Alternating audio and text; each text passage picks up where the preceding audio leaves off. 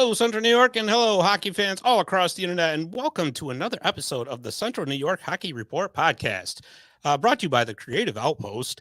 And we have got an awesome guest lined up today. This guy is just, he's been on our old shows, and he's back for more, which we totally appreciate. But before I bring him in, I, of course, want to introduce my sidekick, my producer, the guy who's the madman on the keyboard over there, Mr. Dave the Save Warner. How are you, bud?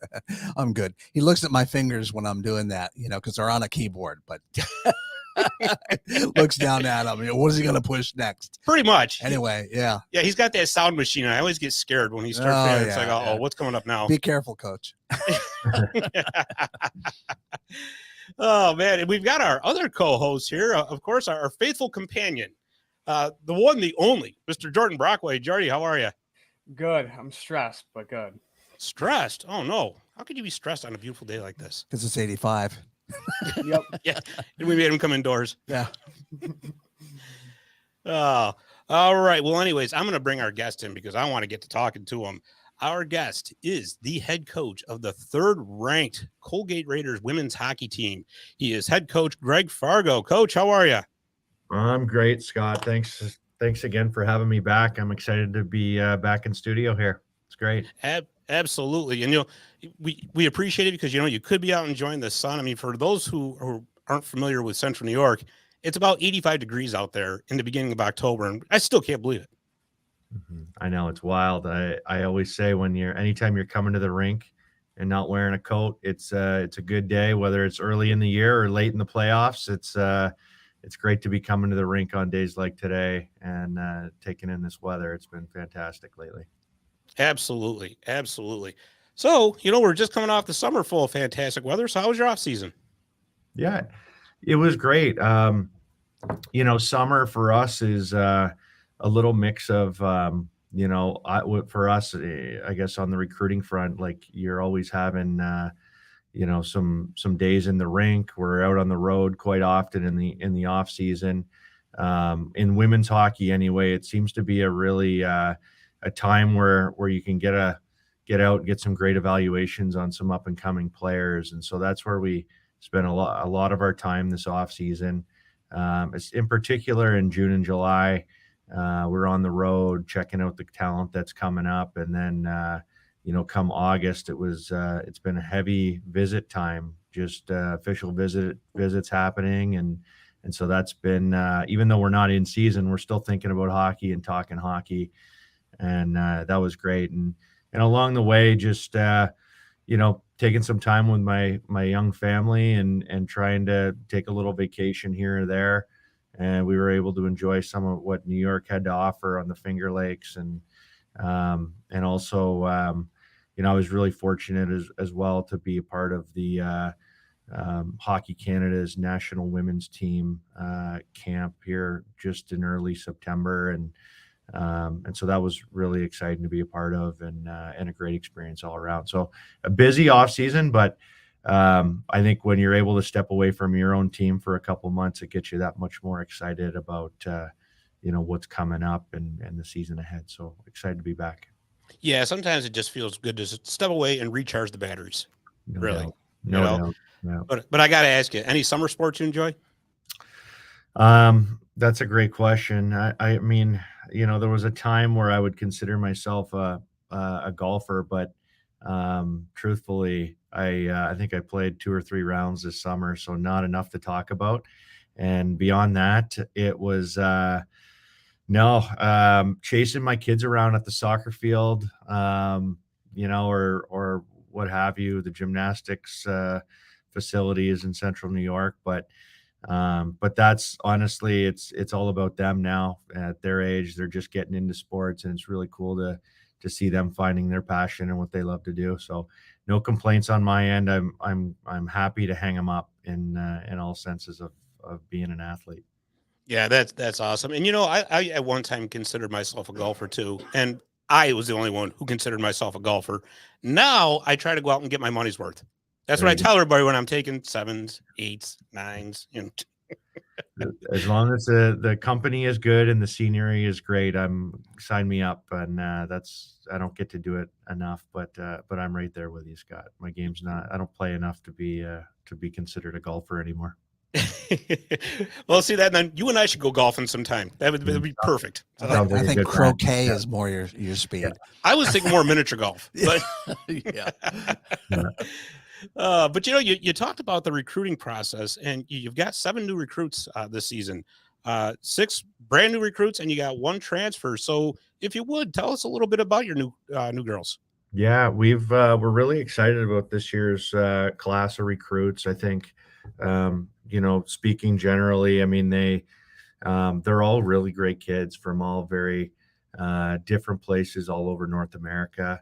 As you mentioned, we have 1 transfer, Sydney Morrow, who came from us via Ohio State, and she's been a really great addition to our D corps.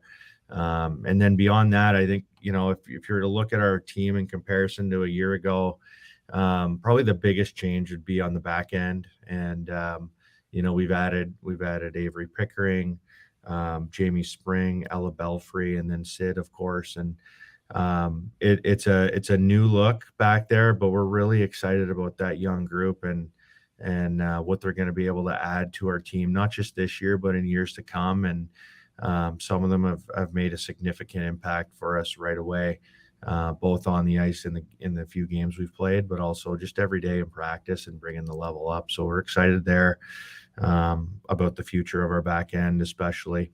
And then up front, we've got 3 pretty dynamic forwards, Kaya Malachino, Madeline Palumbo, and Emma Pice. And all 3 of those players we feel are going to make a really great impact to our already, strong group of forwards, and they really help, fill in some holes that we wanted to, just add to our lineup. And, I think one of the strengths of our team is certainly in the depth, and they add to that. And I think they'll have no problem fitting in right away. So we're excited. Several of those players have some national team experience, either with Hockey Canada or USA Hockey. And, if last weekend against Ohio was any indication of what they're capable of, I think they're going to enjoy some great college careers here. Absolutely. You look at your team, and you match up with anybody in the country right now. It's like you said, top to bottom, stacked with depth, and it doesn't appear to have any real weakness that stands out. I did notice that Sydney Morrow was paired up with Sydney Bard on defense. Yeah. And I got to ask you, can it be a little confusing having 2 Sydneys? It's funny you say that. We've had that discussion several times. The trouble is that Sid Morrow doesn't really have a nickname yet. She hasn't. Nothing's caught on. So we've got to be really clear when talking to either one, that who we're going with. But I think it's really easy for Stefan DeCoste, our coach who runs the D, just to call out the Sids when it's their turn to go. That's an easy one. No miscommunications on that. But we've got to find a nickname for Sid Morrow to make things a little easier. That's for sure. Yeah, I was sitting there in the press box watching that Friday night. I'm like, wow, I go, that's got to be tough. But yeah, no, it's good. But no, they like Sid Morrow spent some time in Lake Placid this summer with Allie Simpson and Sid Bard, and all 3 of them were a part of that USA development team, and so they were able to kind of get really well acquainted, and that's been such a seamless transition for Sid Morrow right off the bat, and she's fitting in exceptionally well and plays a style of game that fits our game model really well. So we're excited to have her. Yeah, absolutely. And not just the new recruits, but you have a new assistant coach as well. Breanne Wilson Bennett has come back to the program. She skated for Colgate from 2014 to 2018. How big is it to have somebody like her back in the fold? Yeah, it's she's been incredible. In her short time here, we were able to add Bree to our staff, and I think to bring someone in who's fresh out of playing, she just played last year for the Toronto Six and the PHF and won a championship with them. And She brings a different perspective perhaps than the three of us that are returning, and we love that. And then, to bring someone in that's, that bleeds maroon, came to Colgate, when we didn't have a track record of winning games, and single-handedly not single-handedly, but helped turn our program around for the better, and has her fingerprints all over our program. We're really excited about Breanne's return. I mean, she can speak to our current players in a different way than we can, and certainly paint a great picture for what Colgate is, and both on the ice and in our program, but especially like what it's like to be a student athlete here at Colgate, and speak to some future recruits and their families, and paint a different picture perhaps than Steph and Chelsea and I can. And she's come in, she's got lots of coaching experience in her short career post playing, and she has fit in exceptionally well, and we're thrilled to have her. I know she's going to have a crazy good impact on everybody in and around our program. Yeah, absolutely. And well, of course, 2018, your Raiders made it to the national championship game, and she was a captain of that team. So that's got to be awesome to have her in that experience. Yeah, it's a really neat story. I mean, when you walk around the rink, you see Breanne's picture all over, and there's some highlight goals that she scored throughout her career, but none bigger than the game she had in the Final Four against Wisconsin. She had a hat trick that game, and set us on to the national final for the first time ever. And that was coming off a week where she was pretty badly injured, but found a way to make a really significant impact in probably the biggest game of her career. And she's everything you want as a coach. She was everything you wanted in a player, and now to have her right there alongside us, I can't say enough about Breanne, who she is, and like her character, and what she's going to be doing for our program now moving forward, just in a different capacity. Yeah, absolutely. Yeah. And it's always amazing how hockey players just find a way to play, no matter what. It's incredible. It really is. Yeah. But let's talk about this season. So, Coach, you've said several times in the past that you like to have a lot of competition early. Yeah. Well, my friend, you got your wish this season. So you opened up against number 2 Ohio State. You split those 2 games down there at the Class of 1965 arena. The first game was an absolute thriller with Emma Pice scoring. I think it was like 40 seconds left in the third period. And then you lost 3-2 in overtime the second game. Just some impressions from that series. Yeah, I mean, going into it, I mean, it's certainly easy to have that series circled on our calendar ever since the schedule came out and was released. I mean, I think when you can test yourselves against a really good team early on, it's a win-win situation. You're going to find out what you have, I think, as a coach, and also moving forward or looking ahead, it really it maps out a really clear picture of where we need to go, and certain areas we want to and need to get better at, and also kind of highlight some of the things we think we can do well this year. So they tested us in every way early on. I think, and it was a really important series for us, because coming off of last year and the way that it ended against Wisconsin at home, kind of, it leaves a sour taste in your mouth. And for all those players that are coming back, either for their senior or fifth year, or, those that played a year ago and got to experience that Wisconsin game, I think, playing these games against Ohio was a really important measuring stick for us in terms of, what this path can be like for our group. So I was excited about the opportunity to play them. We all were. And, it was, as you said, like, as you would expect, it was a great series back and forth. We were able to get a lead in the first game, and had to find a way to win late, and that was outstanding. The crowd at the 65 arena was probably one of the best crowds we've had, and you can just tell that the community and those that are paying attention to our program, are excited about what's to come, and have good reason to be excited for the quality of hockey that they're able to see here in town. So a win-win situation all around. Unfortunately, we dropped the game on on Saturday in overtime. It was a different game. We had to fight back from a 2-0 deficit, but Right.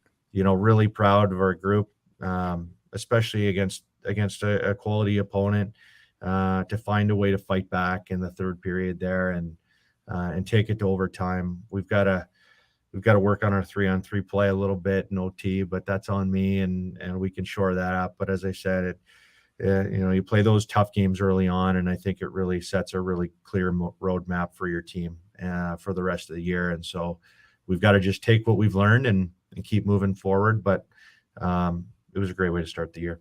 Yeah, it sure was. Absolutely. And, I always kind of wondered, do you practice a lot of 3-on-3? Clearly not enough. We came up a little short there the other night, but I think at different times we have. When it first came into play and it was a new rule, I think it was that COVID year, we spent a lot of time talking about 3-on-3, and it was still relatively new in the NHL at the time, and so there wasn't a whole lot to pull from a coaching standpoint. But we tried some different things, and we were able to play with it a little bit. And over the last couple of years, we probably haven't practiced it nearly enough, and so that's something that we can pull from moving forward. It's kind of like your 4-on-3 power play, or Sure. your 3v5 PK. Like they aren't things that are top of mind every week, and usually you're just so focused on getting ready for that next opponent. So from a coaching standpoint, I've got to be a little bit more diligent and chipping away at some of those things like 3-on-3 and different power play special team situations. Yeah, but you know what, though? You only have so much practice time during the week. So like you said, I mean, that's 3-on-3 is something, it might come up, but it might not either. And you really want to, spend more time working on the things that you definitely know you're going to see. Exactly. And you had mentioned the crowd at the 65, and you're right. It was absolutely electric there. Yeah. But I got to ask you, Friday night, did you happen to notice the swim team? Yeah. Hard not to notice the swim team. I think that was some of those photos or videos were pretty close to going viral around Twitter and Instagram, and hard to get that out of your head. Hard to get that out of your head. Yeah. Did you even the kids around my neighborhood that talk about the game, that's the first thing that they reference is those boys that were in the stands with no clothes on. And granted, they were in their swimsuits, but the 8-year-olds are, it's pretty shocking, I think, for everybody in the rink. But truthfully, not the first time we've seen the men's swim team at our games in that capacity. They've been coming to our games that way, for years, for some of the bigger games, and man, it gets a rise out of people, and we just appreciate all their support, but all the support that we had last weekend. It was great. We were able to, drop our banners from last year's championship team and celebrate that, but just to be able to kind of share that experience of playing a good team like Ohio with our community is something that means a whole lot to me.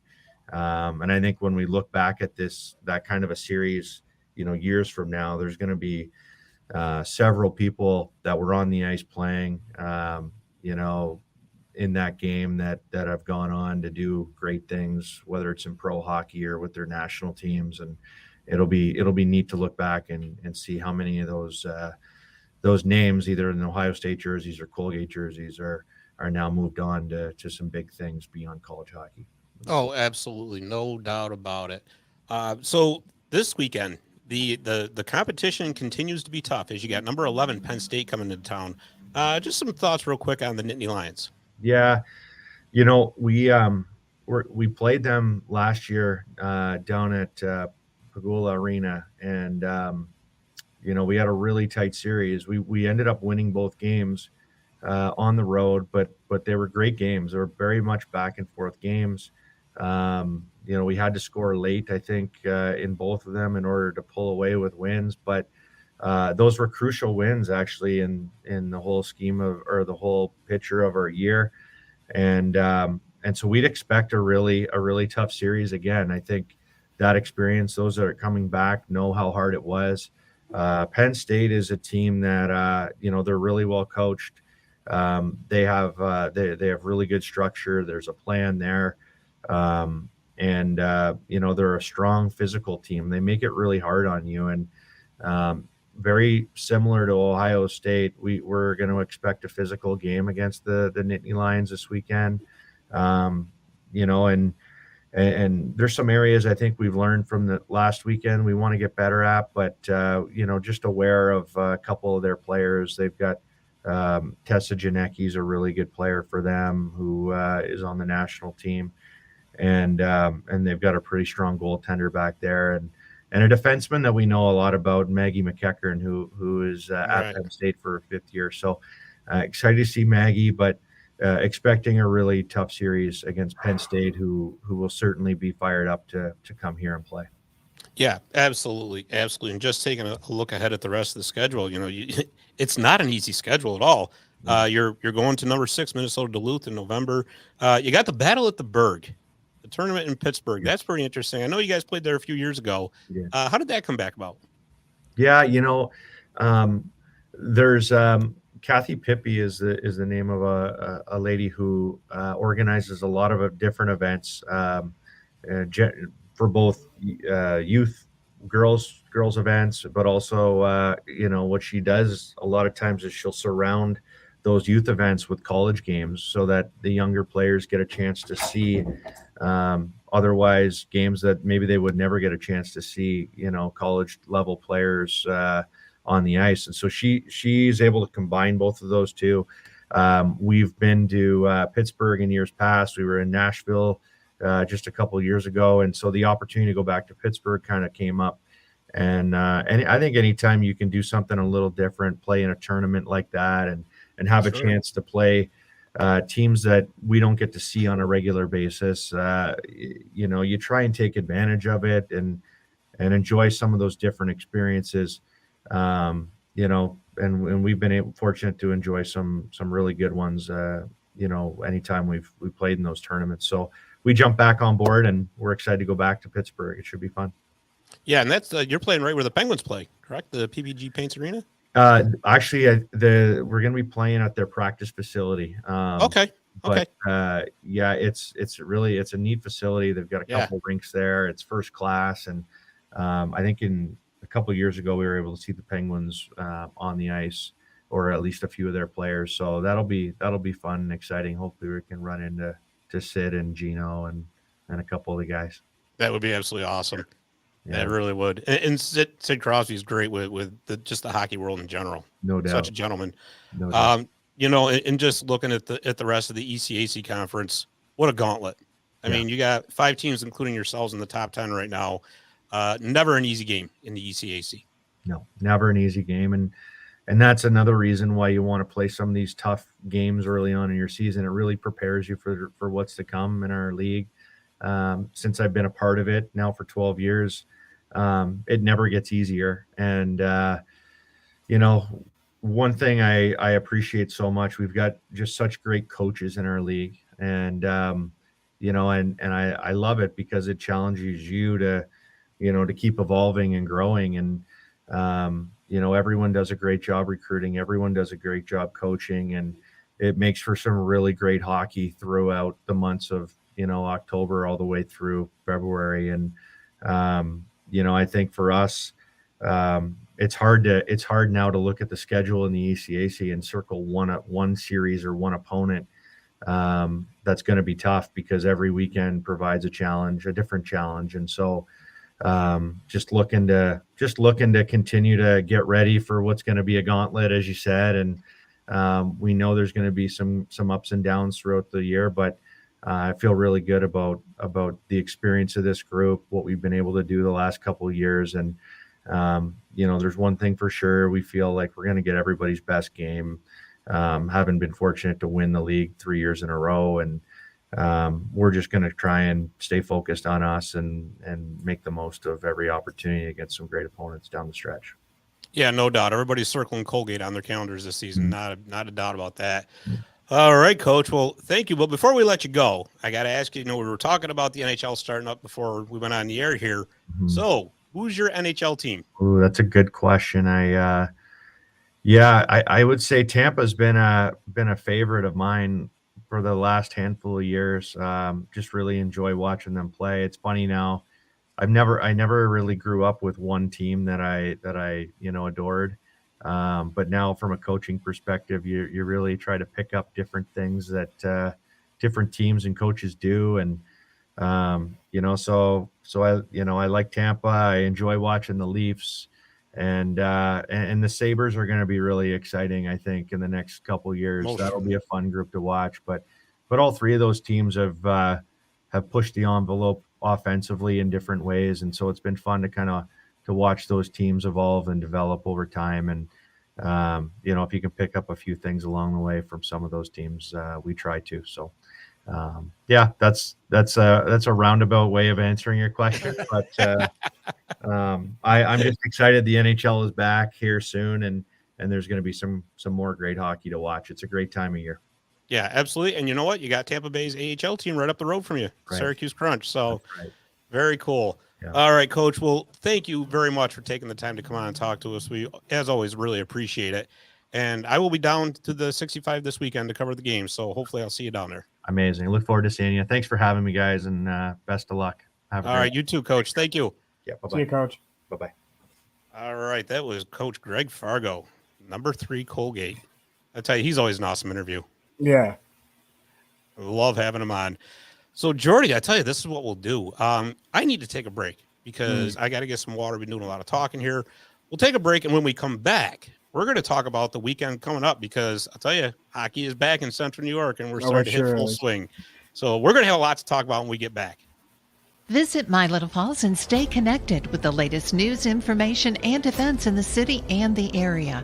Our mission is to generate interest in the community and connect residents in a more meaningful way by facilitating deeper conversations about how these stories will shape the future of the Mohawk Valley. Join thousands of weekly visitors who stay up to date with feature stories, interviews, videos, our event calendar, and print publication, the Mohawk Valley Express. It's about timely local news for the community, keeping citizens informed about important issues, telling about the people who live and work here, and giving locally owned businesses the opportunity to reach a very targeted audience of locals and tourists alike.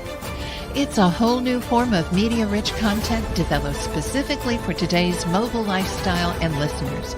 You can download our iOS app in the iTunes Store, listen to our podcast, or sign up for our weekly email newsletter. Stop by today. You'll be glad you did.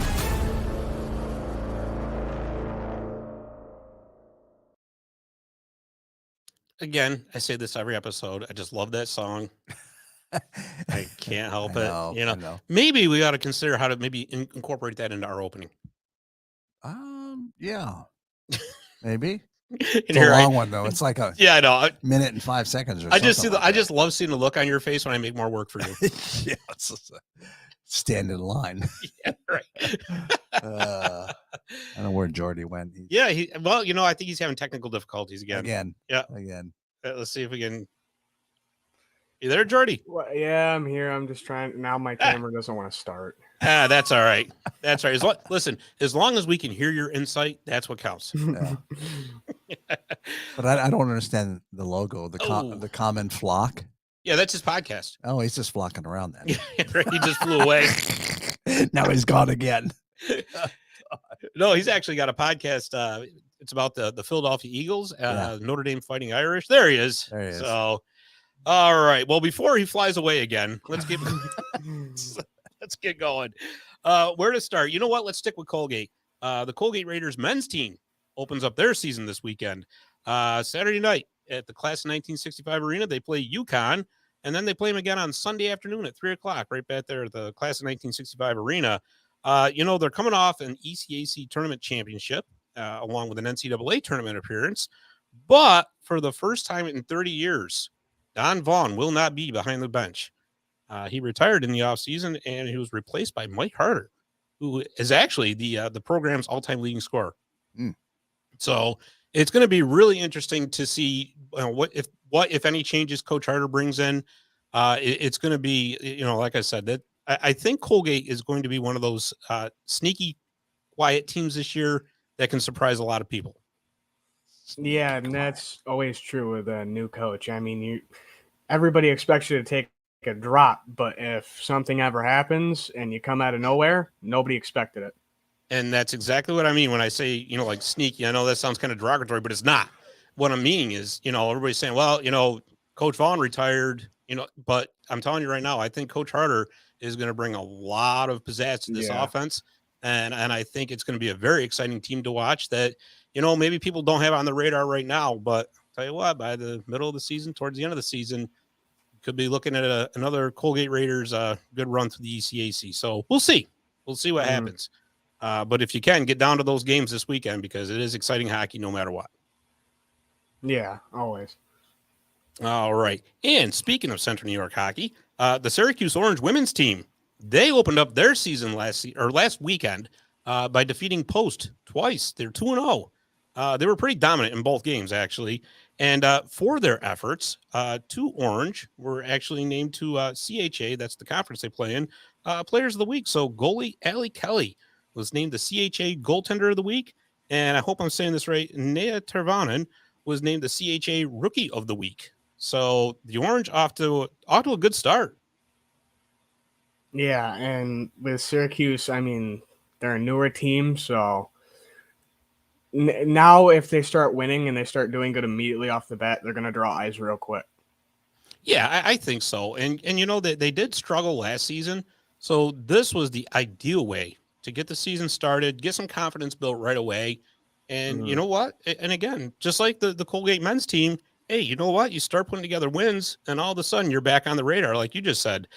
They play Merrimack at home this weekend, Friday night and Saturday afternoon at the Tennessee Ice Pavilion up there in Syracuse. So if you're in the Syracuse area and you want to watch some college hockey, that's the place to be. And as always, you can go to CNYHockeyReport.com, by the way, cheap plug, on our score tracker. On our score tracker, we have the dates, the times, and we even put the scores. Hey, there it is right there. CNYHockeyReport.com. And if you want to email us with any kind of information, comments, questions, complaints, send them to another email. Okay, we're going to close that. Either way, it's info@CNYHockeyReport.com. So I had to get that in. I almost forgot. That would have been bad. I wondered why you were just winking at me. Yeah. Because you're trying to be cute again. No. But Jordy, yeah, he can handle it. He's about ready to fly away again. Yeah. Quit flocking around. He's Jordy. Like, that's it. I'm spreading my wings. I'm getting out of here. It's enough of this. We can do bird jokes for the next half hour. I know. Yeah. But Jordy, the AHL preseason starts. As a matter of fact, it starts tonight. We're recording on Thursday, October 5th. The Syracuse Crunch are at the Rochester Amerks. Friday night, the Amerks are at the Utica Comets up there at the Adirondack Bank Center. And then on Sunday afternoon at 5 o'clock, the Crunch are hosting the Comets at the Upstate Medical University Arena. So AHL is back. And not a moment too soon. I'm so excited for this. I love seeing camp rosters and seeing guys up from Adirondack, new guys down from New Jersey, new guys coming in that are on AHL contracts. It's an exciting time. Yeah, no doubt about it. And, with both teams, because you're like you said, New Jersey's making roster cuts. Tampa Bay is making roster cuts. Tampa Bay, though, is suddenly finding themselves in a situation where, for the first time in a long time, they're going to be dealing with some pretty significant injuries to start the season, namely Andrei Vasilevsky, who's going to be out 8 to 10 weeks. I was actually kind of surprised that they sent Hugo Alnefelt back down to the Crunch, maybe just to get him started in the AHL, and then if this is going to be an extended absence for Vasilevsky, call him back up and see what he can do. Same thing over on the New Jersey side. So they sent Eric Shulgren down, who the organization signed in the offseason. There was a lot of concern that he might get claimed on waivers because a lot of teams really are very, very short on goaltending depth. Alnefelt is still waiver exempt, whereas Shulgren was not, but he did clear. So in the absence of Nico Dawes, I got a feeling he's going to get a lot of playing time in Utica. Yeah, I mean, at the end of the day, it's going to be a goalie battle, but he's the favorite by far because you see what he did against Utica with Toronto. You see what he did throughout the season. He played well, and this is barring any breakouts from Tyler Brennan. Right. That's true. But I mean, Shelgren was especially excellent against the Comets in their semifinal series last year on the Calder Cup playoffs. But yeah, this is the fun time of year where you see, okay, this person's on waivers. Is he going to make it through? It's like that. What's that tick tock, tick tock, tick tock? You know how the Sands of Time music. Oh, okay, yes. You know what I mean? Sounds waiting because you got to wait 24 hours. Sounds like a soap opera, Days of Our Lives. Yes, that's like what I was thinking right there. Yeah. That's It's been exactly like what I was 30 thinking. years since I've seen that show. And the people still look the same. Well, you know what though? Well, you DVR it, right? I'll VHS it. Oh, okay. Yeah, well, even yeah. better. Yeah, 30 Yeah, years. set the So timer on the VCR. Yeah. Remember when you used to do that? Yeah. And then you'd always screw up and put the wrong time in. Yeah. And you'd have those midnight commercials that are meaningless for hours on end on the tape. Yeah. Those. It's like, what the hell is it? What am I watching? Yeah, exactly. But yeah, I mean, like I said, with the preseason being back, it's just fantastic. It's so exciting. The regular season for both the Crunch and the Comets open October 13th against each other. That's in Utica. So next week, we're going to have two shows.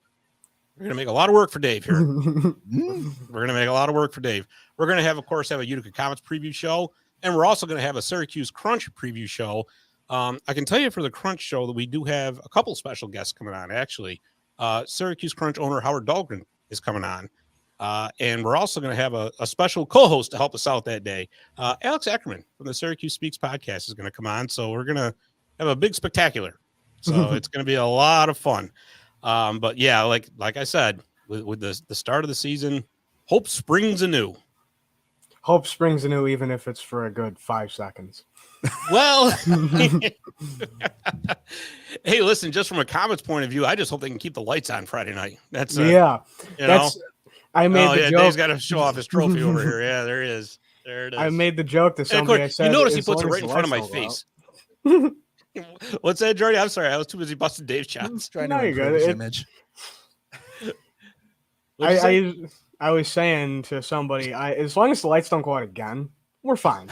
I know. Well, if it does go out again, it was staged. Yeah. This time we'll know. Yeah. Too much fun. And speaking of the Comets, Jordy, the Utica Jr. Comets season is underway. And I'll tell you something, the NCDC and the Premier teams are doing awesome so far. The NCDC team is 3-0 and the Premier team is 4-0. Yeah, they're both coming out strong. And I didn't expect them both to be undefeated this fast. Yeah, they look great. They both teams look fantastic. Yeah, and with that, you never truly know because of how much it changes year to year, but this could be a strong year. Right. Sure, absolutely. They don't come home until, October 20th. I think it's the same day that the Utica Pioneers men's team opens up their exhibition season when they take on the United States development team there, the U18s. But they'll be playing at the Adirondack Bank Center too. So if you want to come out and check out some USPHL hockey, October 20th is and they're playing the 21st too. Actually, another cheap plug. We do have the Utica Junior Comets on the CNYHockeyReport.com score tracker. There it is. All you got to do is click on that, and there it is. Yeah. You will know for sure the dates, the times, and when they go final, the scores. So super cool. Jordy, any final thoughts going into this weekend? Not much, other than I'm counting down the days for UC men's hockey. Yeah, a couple weeks now, right? Yeah, 15 days and a handful of hours. But who's counting? Yeah. Yeah, right. I got a different clock running. Oh, boy. We don't want to know. Yeah. We don't want to know. All right. So on that note, why don't we wrap this thing up? Because I don't know, Dave's clock might get screwed up if we don't. Yeah. So once again, I want to thank Greg Fargo for coming on the show. He was an awesome guest, as he always is. Check out CNYHockeyReport.com every day for your updated Central New York hockey news. And of course, check us out on the socials. You can find us on Facebook, X, Instagram, Blue Sky, YouTube, Apple, Spotify, all over the place. You can find us. So for Jordan Brockway, for Dave the Save Warner, I'm Scott Kimball. Thanks for listening, and we will see you next week.